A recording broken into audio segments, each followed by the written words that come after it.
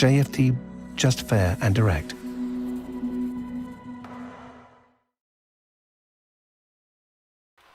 Okay, hello and good morning everyone. Welcome to JFD Traders Espresso with me, Darius Anucauskas. Today's the 13th of September 2021. So yep, welcome everyone. Welcome to this Monday's morning session where we're going to have a very quick look at the markets, a few of the charts, the usual stuff. But before we do that, as always, let's quickly have a read through our risk disclaimer. So the content we produce does not constitute investment advice or investment recommendation, should not be considered as such, and does not in any way constitute an invitation to acquire any financial instrument or product. As always, I'll give you a few seconds to read the rest and we can continue.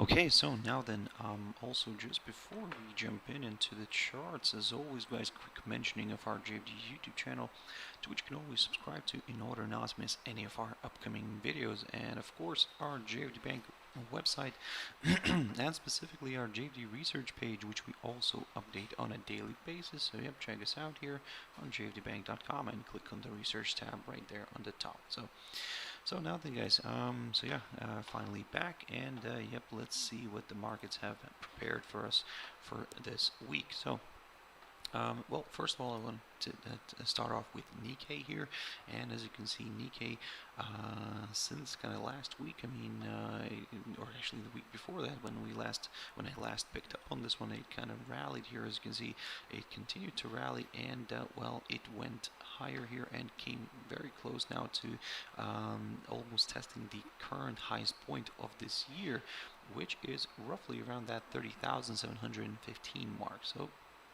well, we're slowly, like I said, approaching that area. For now, I mean, we're not still getting our little, we didn't get any little kind of decent retracement here. But, of course, let's see how all this is going to play out. Nikkei, like I said, is pushing higher. It continues to rally here, and well, let's just quickly have a look at some of the levels here very quickly. So yep, one of the areas that it overcame here nicely was this high, the high of the 8th of September near the 30,242 territory. You can see that this level today kind of acted as a nice area of support here, and yep, the index continued to rally here, continued to push higher. Now the question here is, of course, can we reach this current highest point of this year without kind of without seeing a decent retracement first? Because as you can see here, not only that we are nicely here above this downside resistance line, which we broke here earlier, but we're also kind of have distanced ourselves from this short-term tentative upside support line taken from the low of the 20th of August. So in a way now, I would say that yes, it is very tempting to continue aiming higher, and we will do that, but looking at this picture here, I mean, we are slightly overstretched maybe here to the upside, but we would like to maybe see a bit of a retracement here first before, let's say, aiming for this 30,715 territory. But be very careful, because if it pushes higher, for example, if it fails to reach this hurdle, yep, it might then go for that long-awaited little correction here to the downside, and then we'll just have to take it from there. So long story short, if this index somehow drifts back below this 30,242 territory, this is where we'll consider maybe a bit of a larger corrective move here to the downside here, and then we'll take it from there. Now, jumping into Shanghai Composite, similar story. Yep, continues to rally nicely here, and yep, it came already very close to this also highest point, the current highest point of this year, near the let me just zoom here, the 3,731.32 area, approximately around here. So, but at the moment you can see that we are getting a slight hold up near this 3,717 level, which is the high of the 22nd of February. And the big question here, of course, is that can we, again, in a similar fashion with with Nikkei, can we actually go and hit the a new high for this year straight away, or will we see a bit of a correction here first and then maybe a move later on to the upside? I would say that keep your eyes on this high of the 22nd of February, this 3,717 level that I just mentioned. If it somehow continues to provide resistance, then yep, maybe, like I said, we could see that little corrective move to the downside first, and then yes, we'll take it from there, guys, because again, we do have this little short-term tentative steep upside support line taken from the low of the 20th of August. If it provides good support, then yes, a nice rebound here and a push higher could be possible. In terms of the downside, or so I would say maybe larger move lower here if we do see that little corrective move to the downside here first. But let's say a larger correction to the downside, yes, could come on a break of this steep upside line, and maybe on a drop below this 3,629 level here, marked by the highest point of June. And then yes, we could maybe go, like I said, towards this next short-term tentative support line taken from the low of the 28th of July, which yeah, we could be aiming here perfectly. But again, like I said, for now, I'm aiming for the upside here on this one a little bit. But again, maybe a bit of a corrective move lower could be possible as well if this 3,717 territory continues to provide resistance. Now the German index DAX, and yep, wasn't very good week last week for the European and US equities, and I'll get to the US ones in a bit. But here I can see that the German index here drifted lower here. It broke below this upside support line that I mentioned previously. This one's taken from the low of the 19th of August. It fell also below the one of the support hurdles here near the 15,700 zone. And yep, it did try on Friday to push back up, but failed to kind of overcome this level and remain below it. However, on the slightly positive side, I mean, yes, we are still trading above this this 100-day EMA. If we take a look at the cash index, what's happening right now on the cash index, then yes, well, a bit of a let's say a bit of a push higher. Now we're seeing a bit of a push higher. We are above Friday's close slightly, as I can see, but still below this 15,700 territory. Now, if this area continues to provide resistance, or maybe even better, let me just adjust this very quickly. If not this level, but if this little area right here, the high of the 8th of September, this 15,755 territory, if it continues somehow to provide resistance, then another slide could be possible, and another move lower could be possible. But yeah, let me just grab the marker here. There we go. So something like this, yep, could be possible. We could maybe aim for that 108 EMA again, and yep, this is where a few more sellers could get excited. But again, if we climb back above this area, maybe we could also break back above this 21-day EMA, and yep, a push a little bit higher could be possible. But then we would need to be very careful near this downside resistance line taken from the high of the 31st of August, which could provide a bit of temporary resistance. So that's kind of the tricky bit here with the German index DAX, and because, like I said, even though we could push a bit higher here, Still, let's keep an eye on this barrier right here near the 15,755 level. Yeah, I can see the chat room here. Evo, good morning to you too. I hope you had a wonderful weekend. I hope everybody had a wonderful weekend, guys. So, yep, coming back to NASDAQ. NASDAQ sold off heavily here on Friday, but managed to stay above this 21-day EMA. Of course, if we take a look at the cash index right now, we can see that the price is trading at around 15,470 territory, basically slightly above Friday's close, and remains above that 21-day EMA. Again, this is a very tricky bit here right now. I mean, if it can, it could continue, let's say, rallying if it remains above that 21-day EMA. But if it starts dropping below it, now this is where I will start maybe considering a bit of a maybe move, a larger move lower, which could still be seen as part of a corrective move. So again, although everything's looking quite interesting here on the U.S. and European equities on the indices. Let's see, actually, let's keep an eye on this. For me, let's say to consider maybe the upside on this one, I would like to I would like to maybe wait for a push back above this 15,555 territory, approximately around here. A nice good move back above this level, yep, may attract a few more buyers into the game here, and we could then aim for that all-time high, which was reached here on the 7th here, and that level is roughly around the 15,701 level. Yes, as I said, for the downside, I would like to see a good drop below this 21-day EMA.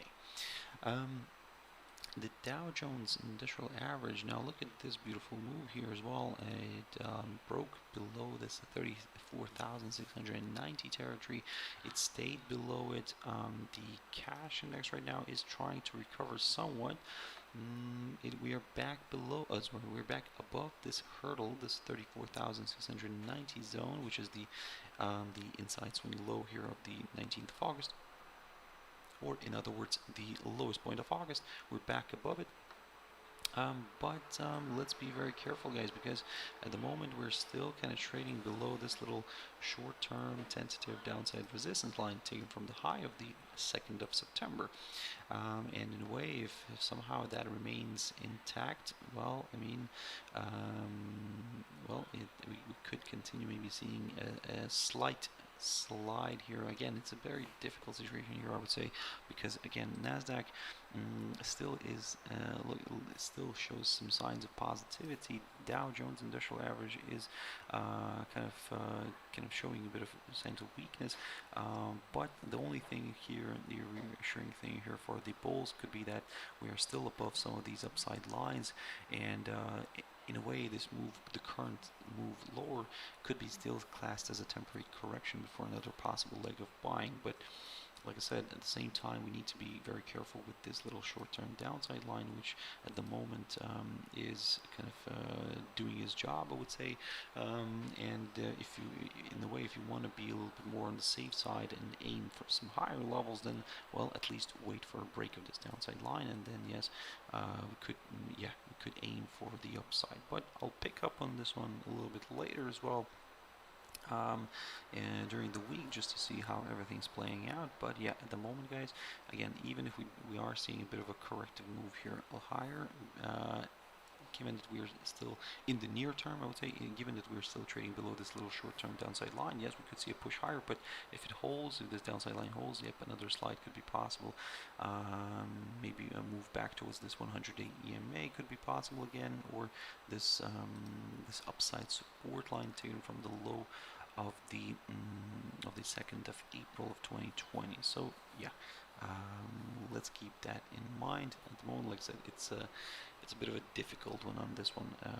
Let's keep an eye on these two little trend lines. Well, this short-term trend line and this long-term tentative upside support line.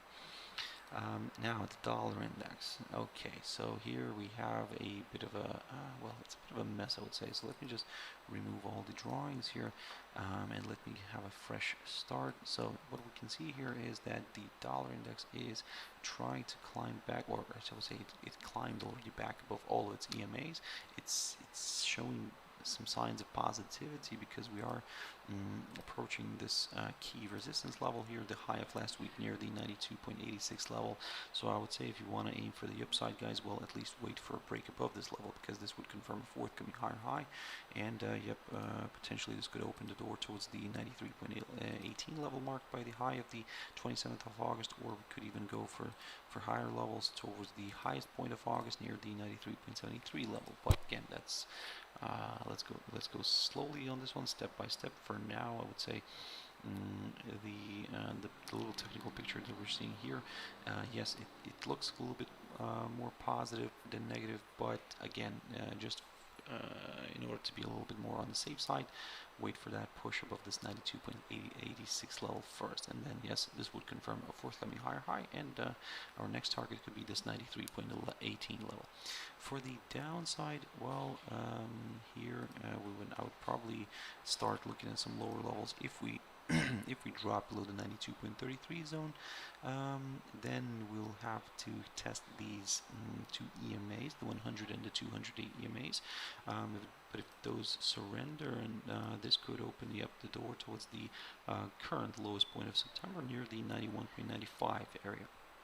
And then yes, we could take it from there, because this is a very interesting area of support right here, near these two levels, near the current lowest point of September, near the which is around the 91.95 area, and near the lowest point of July, which is around the 91.78 level. So long story short, basically at the moment, yes, the index is showing willingness to travel higher. However, like I said, I would prefer to wait for a push of that 92.86 level first. Jumping into gold, and gold is very interesting and tricky at the same time. Let me just also remove all the drawings and have a fresh look. So first of all, what I can say here is that we are still trading above this downside resistance line, which we broke here back on the 27th of August. We're still, even though we drifted back down, we're still kind of sliding alongside of it, and well, on the upper side of it, and this kind of doesn't really give much reassurance for the sellers, because again, if it continues to slide, just even to drift lower and slide alongside this downside line, then well, maybe we could see a nice rebound here from it and a push back up. We have seen this in the past, and I've mentioned this as well to you guys, so something basically like this could still be possible. So that's why, for example, I would like to see a drop below this hurdle first, somewhere below this 1774 territory, in order to consider the downside. So that's why, like I said, I'll take a bit of a careful approach here with the downside, because at the moment there is a chance still for the bulls to pick up on this one and move it higher. If you're a little bit on the safe side, what you can do here is keep your eyes on the high of the 10th of September, which is on Friday's high near the 1804 territory. A nice good push above it would also place the price above all of the EMAs here on our daily chart, and yep, this could open the door towards the highest point of August, which is roughly around that 1834 level. And jumping into WTI oil, so we have managed to push through this downside resistance line taken from the high of the 6th of July. So yep, as you can see, a wonderful move here today, and yep, we're now coming closer to this key resistance barrier, the 70.59 zone. And this is what I talked about, well, even actually the week before last week. So I said that even if we break this downside line, still a push above that 70.59 territory would be needed. For now, we are we're almost there. If we can get that break, then yes, this will confirm a forthcoming higher high.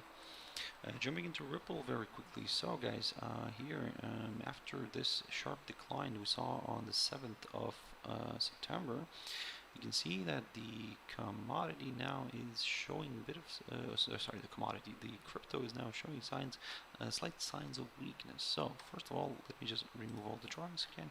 Let me have a fresh look here. So if we draw an upside support line, a tentative one, where we connect this little kind of spike here, or not spike, we'll draw this sharp drop here, then yes, there is still hope here for the bulls. But if we ignore that, I mean, and we should just keep an eye on some of these support levels, then, well, we'll see that basically if we drop below this 1.0520 territory right here, which is currently acting as a fantastic area of support, then yes, this could open the door towards lower levels. And currently we are approaching that area again. So, like I said, if we will ignore this short-term tentative upside line, if, for example, we would draw it this way, then maybe this picture here becomes a little bit more bearish than bullish. Either way, if you want to aim for the downside here, still probably wait for that good drop below this hurdle, below this 1.0520 territory, and then yes, we could aim for that 100-day EMA or the 200-day EMA. For the upside, what I would like to see here is a move above the 1.2451 zone right here, marked by the high of the 10th of September, and then yes, we could maybe consider some higher levels again. But at the moment, like I said, it's a bit of a tricky one here. We're near this key support area. Let's see if we can break that. AUD/JPY very quickly on this one. So we drifted back down after we tested this 100-day EMA. As you can see, yes, we overshot it a few times, but still the body of this daily candle remained below it, and this line did act as a good resistance, and as you can see, it drifted back down. It drifted back down, but found support near the 21-day EMA.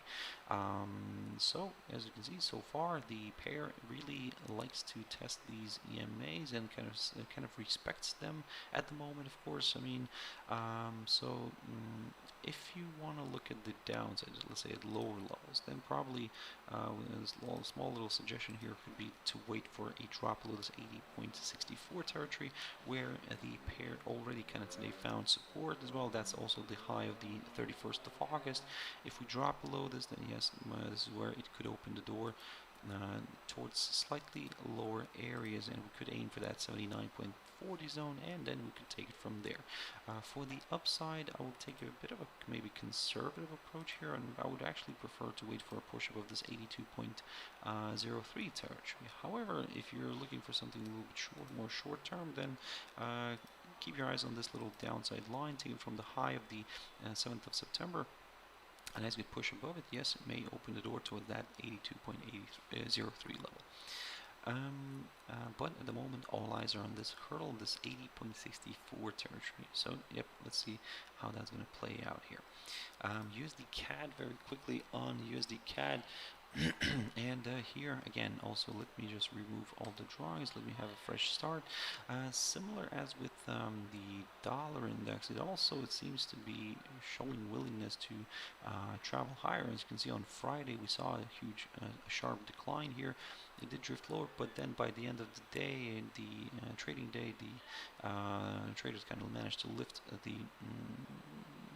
By the end of the U.S. trading day, the traders managed to lift the pair higher and kind of bring it back to life. So at the moment, this little consolidation area, I mean, it could be a slight pause before another push higher. Let me just see if something like this will make sense. Yes, there we go. So basically what you can do here right now is keep your eyes on this little short-term downside resistance line taken from the high of the 20th of August, and if we nicely break this area, break this downside line, then yep, this could open the door towards the upside here.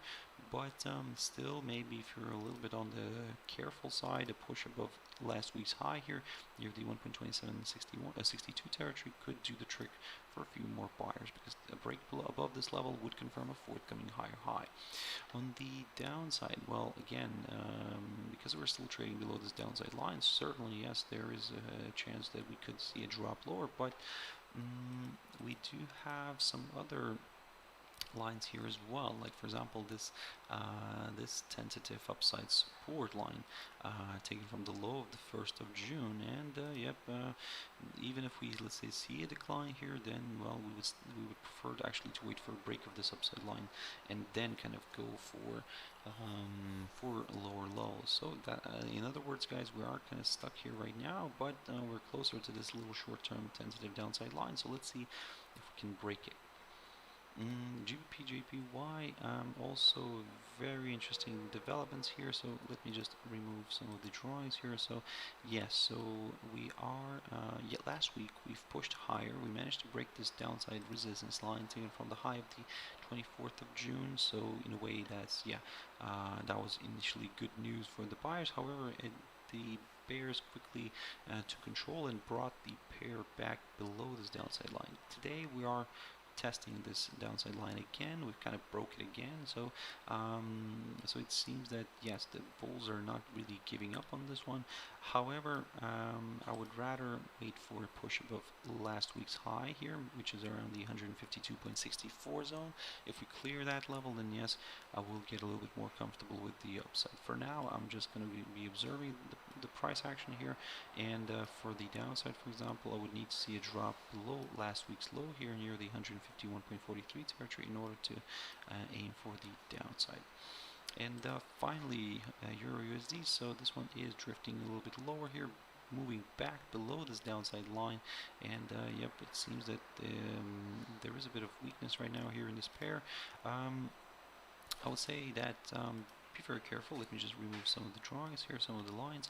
Be very careful. For now, I would say just to keep an eye on it. If it stays today below this downside line, then well, this is where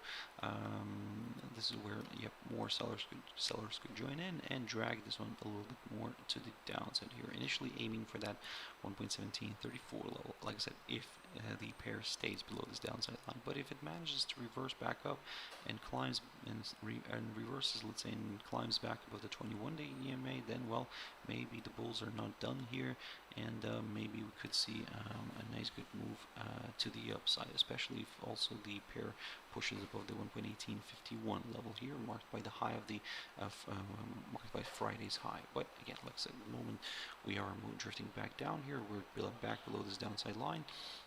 Let's see if we can stay below it. If we can, then this could be an interesting moment here for a few more sellers. So guys, that's it for this session. I'll have to wrap it up here. Thank you very much for watching and listening. Thank you very much for your views, for your likes, your comments.